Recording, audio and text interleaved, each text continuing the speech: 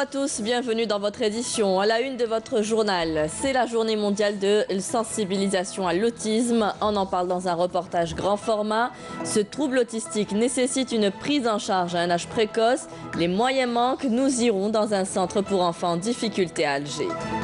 Du cyclisme, le déroulement ce lundi de la 7e et dernière étape du Tour d'Algérie 2018 entre Béjaïa et Tizi Ouzou sur une distance de 121 km.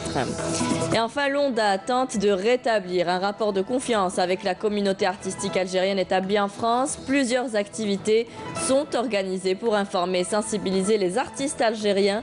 On en parle à la fin de notre journal. Bonjour à tous. Avant de développer tous ces sujets, le Premier ministre Ahmedou Yahia a reçu ce matin le ministre des Affaires étrangères roumain Teodor Melescanu.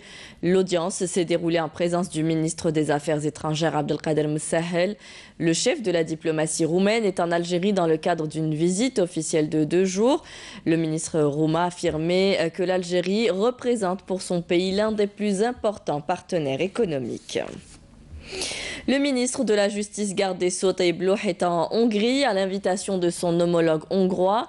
Cette visite s'inscrit dans le cadre de la consolidation des relations algéro-hongroises en matière de coopération judiciaire et institutionnelle et fait suite à la dernière visite du ministre de la Justice hongrois en Algérie, à laquelle a été sanctionnée par la signature d'un mémorandum d'entente entre les ministères des deux pays.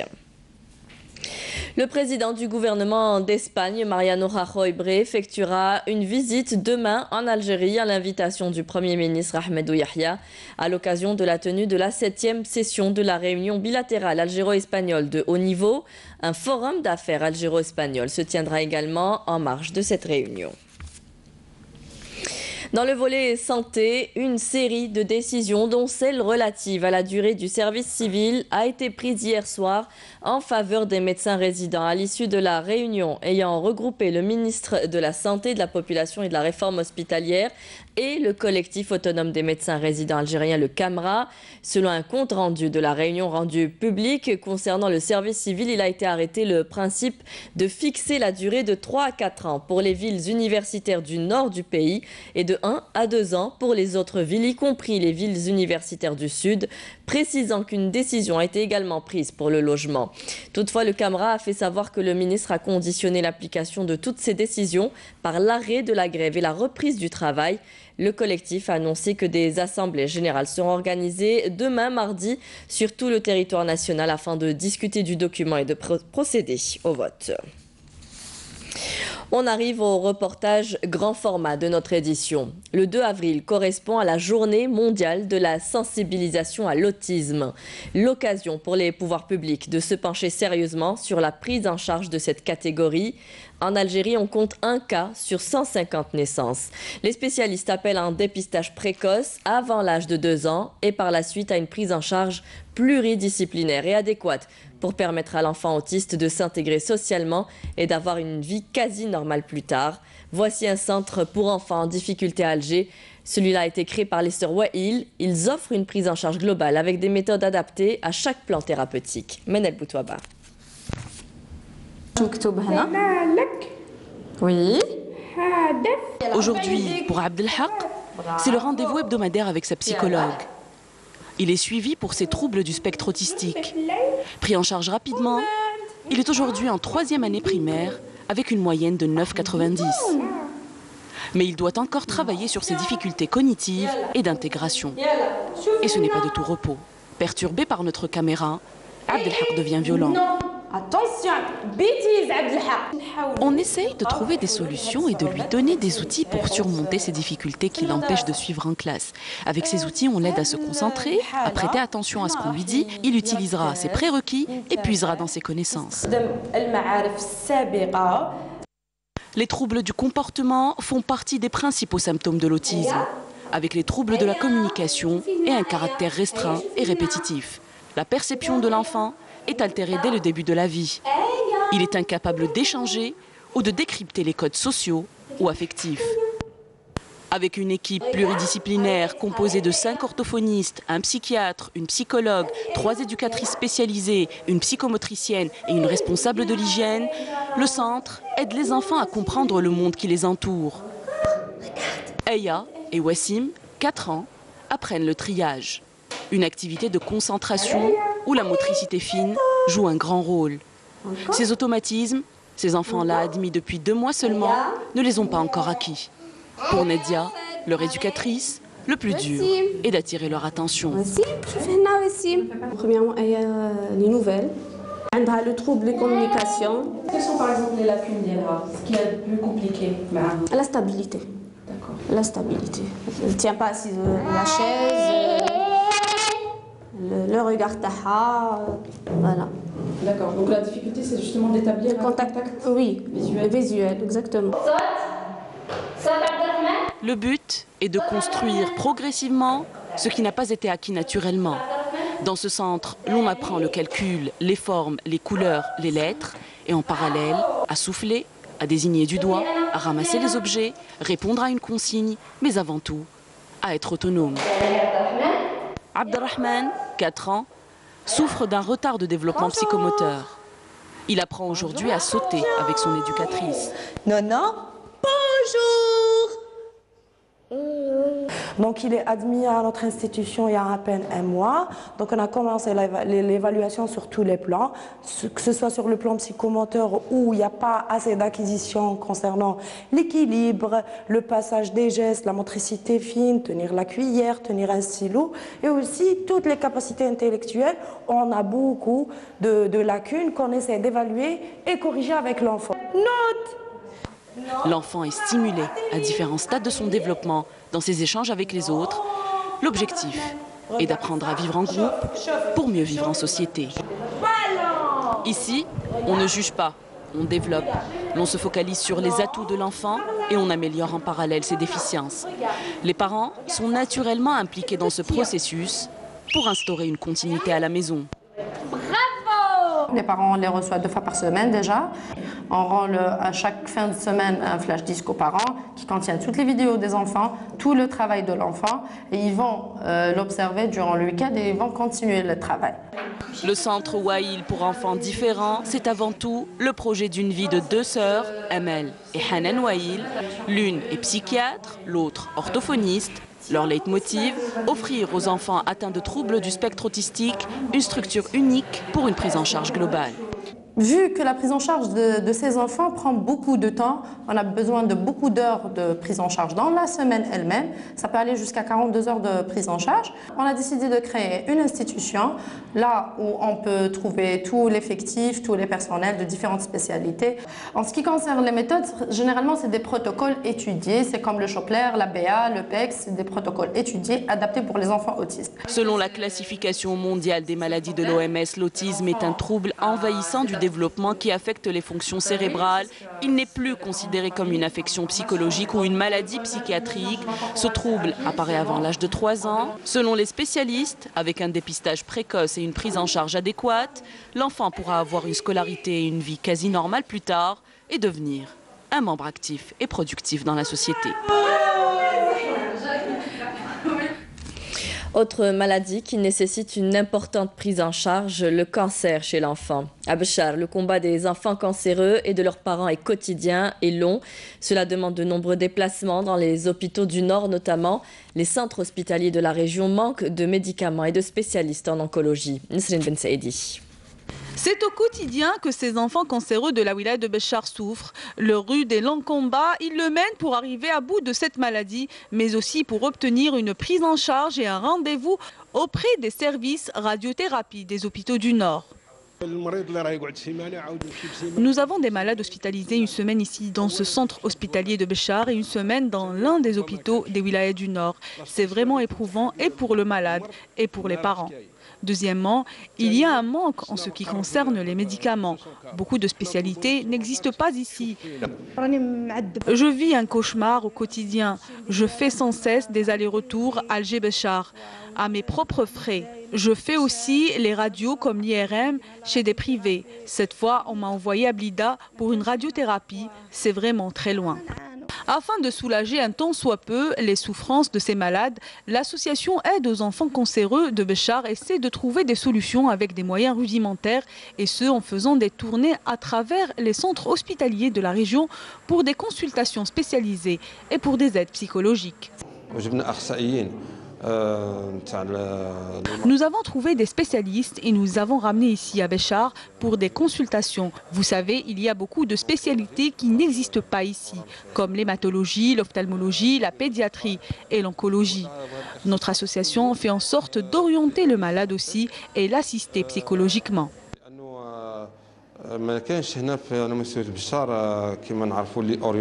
Aucune chimiothérapie ne se fait pour les enfants, bien sûr, je parle des enfants. هذه الفحوصات الدورية نديروها تقريبا غير pour faire des mises au point, ونشوفوا واش الجمعية ممكن تزيد تقدم كخدمات. En dépit du grand élan de solidarité que mène l'association Aide aux enfants cancéreux, cela reste insuffisant. La création d'un centre régional anti-cancer est plus que nécessaire. La pomme d'Inourisen est connue pour sa qualité et son goût particulier à travers tout le territoire national. Dans cette commune de la wilaya de Batna, l'on vit pour et par la pomme, une filière qui peine malgré tout à se développer, freinée notamment par le manque d'eau. Les producteurs appellent l'État à plus de soutien. Menel Boutouaba. Nourisen, une petite commune des Aurès plantée au milieu d'une minuscule vallée à la végétation luxuriante, toute l'économie locale repose sur la pomme. Les producteurs de la région aspirent cette année à augmenter la production pour apporter leur contribution à la réalisation de l'objectif ultime de réduire la facture d'importation de ce fruit, ô combien apprécié par le consommateur algérien. Je fais partie des agriculteurs qui ont bénéficié du soutien de la CNAC. On a bénéficié de chambres froides, ce qui nous a permis de prolonger la vie de nos produits. Aujourd'hui, on ne jette plus le surplus qui se conserve jusqu'au mois de mars, voire même avril, mai ou juin.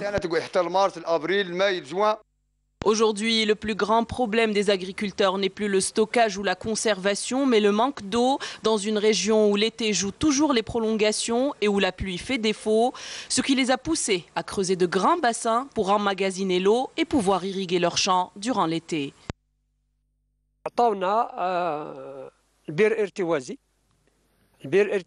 On a creusé un puits artésien qui nous permet d'être alimentés en eau à raison de 11 litres par seconde. L'État nous a aidés à creuser ce puits en plus du projet des bassins d'eau. Mais on n'a pas bénéficié du soutien qui nous permettrait de raccorder le puits artésien au bassin en question. La sécheresse est un vrai problème ici, on en souffre énormément. Ces bassins coûtent très cher à réaliser. On demande à l'État de nous apporter son soutien dans ces projets-là et de nous faciliter les mesures administratives comme l'octroi des permis de forage des puits artésiens pour enfin aller de l'avant. C'est dans les années 70 que les premiers pommiers ont été plantés à Inourisen avec une production en constante croissance, freinée dans son élan par une sécheresse qui s'installe de plus en plus ces dernières années.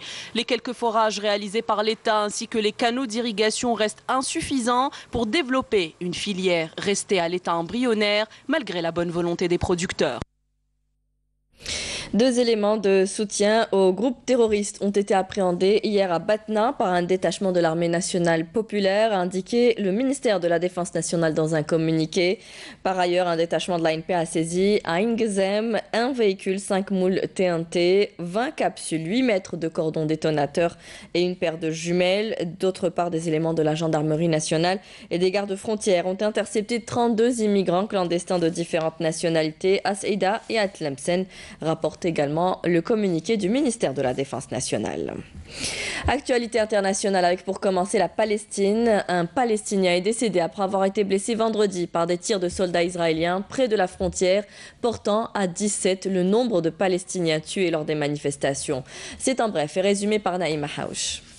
Un Palestinien est mort de ses blessures causées par l'armée israélienne vendredi dans le sud de la bande de Gaza, ce qui porte à 17 le nombre de civils palestiniens tués lors de cette marche pacifique. La Turquie dénonce un usage disproportionné de la force et qualifie le Premier ministre israélien de terroriste.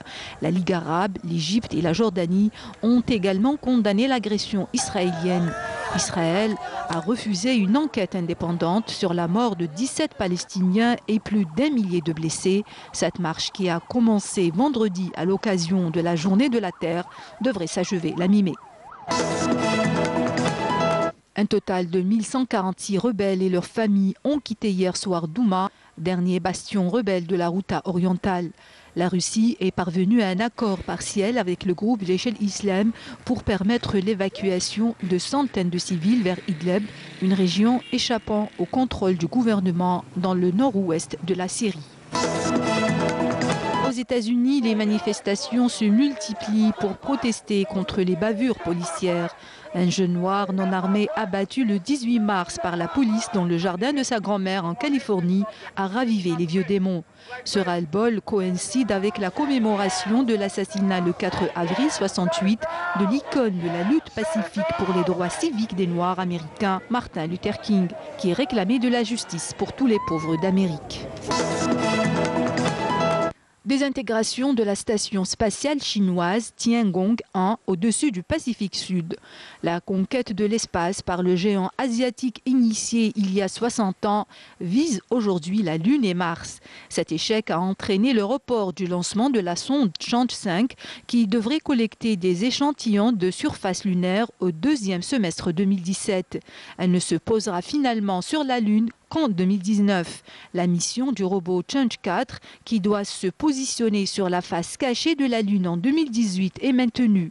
Astronautes et scientifiques chinois rêvent d'envoyer un vaisseau autour de Mars vers 2020 avant de déployer un véhicule téléguidé sur la planète rouge.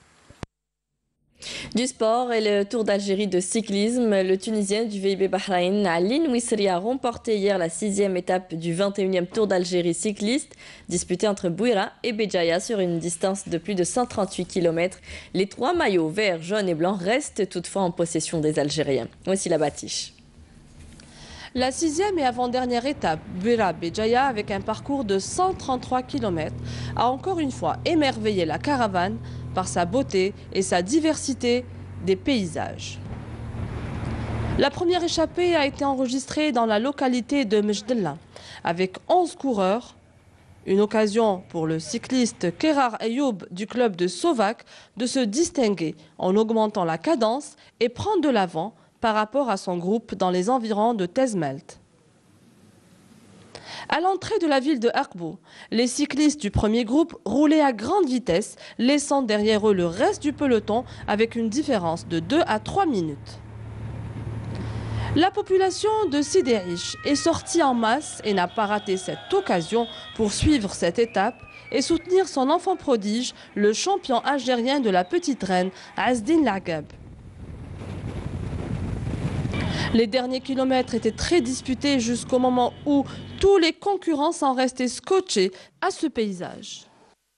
À l'entrée de la ville de Yemagouraya, le Tunisien Ali Nouissri du club El Bahreïni a réussi à rester en tête du groupe jusqu'à l'arrivée et gagne l'étape en 3 heures, 23 minutes et 1 seconde. خدموا لي ليكيب باش نجم نربح مع الفريق باش نجم نربح وهربت من الاول باش نكمل في الكوكبه الاماميه وفي الاخير صرت عملت ديماراج كملت الاخير الحمد لله. Les 3 maillots, jaunes, verts et blancs, restent en possession des coureurs algériens. Mon équipe, ils ont bien géré la course. Et à la fin, on a trouvé des attaques. Ils ont essayé de prendre un peu de temps pour moi parce qu'on est toujours en même temps avec les deux, le français et l'autre, l'espagnol. Ils ont essayé de faire des attaques. Il y avait mon frère, il l'a cherché. Alors j'étais là et alhamdoulilah, on a fait un sprint et j'ai battu les deux, mais il y avait Azdine, il était à côté de moi. Et il est toujours en même temps lui aussi. Mais c'est un Algérien, c'est pas un problème. L'essentiel, c'est lui qui gagne le tour, c'est un Algérien et voilà. Et pour terminer en apothéose cette 21e édition du Grand Tour d'Algérie, la 7e et dernière étape, Béjaïa-Tizi Ouzou, s'annonce déjà passionnante. Et on suivra bien sûr cette dernière étape dans nos éditions. Le sport, on terminera avec de la verdure. Bouhamden, une localité de la wilaya de Guelma, une région qui offre des paysages d'une grande beauté, surtout en ces temps printaniers. De la verdure à perte de vue, ce qui n'est pas pour déplaire aux amoureux de la nature et en randonneurs. Le reportage de Siem Kenouch. Les férus de la nature et du tourisme de campagne ont pris une nouvelle destination, la wilaya de Guelma, et plus exactement la localité de Bouhamdan, à une quarantaine de kilomètres du chef-lieu de la wilaya. Nous avons suivi un groupe de randonneurs qui, très tôt le matin, a quitté le village de Bouhamdan pour le point le plus culminant de la région, Hajar Chouef, dans la montagne de Bouharbid.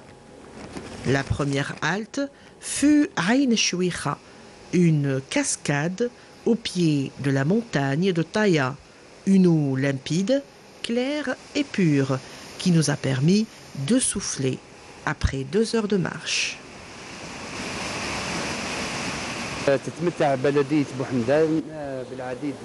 La région de Bouhamdan a un grand potentiel touristique. Dans cette région, nous avons des étangs, de belles forêts, des grottes à découvrir. Et puis, ici, nous sommes dans ce qu'on appelle Aïn Chouicha. Il s'agit d'une cascade. L'eau est potable. Elle va jusqu'au village. Les gens boivent de cette eau. Aïn Chouicha est une zone agraire avec des grenades comme nulle part ailleurs.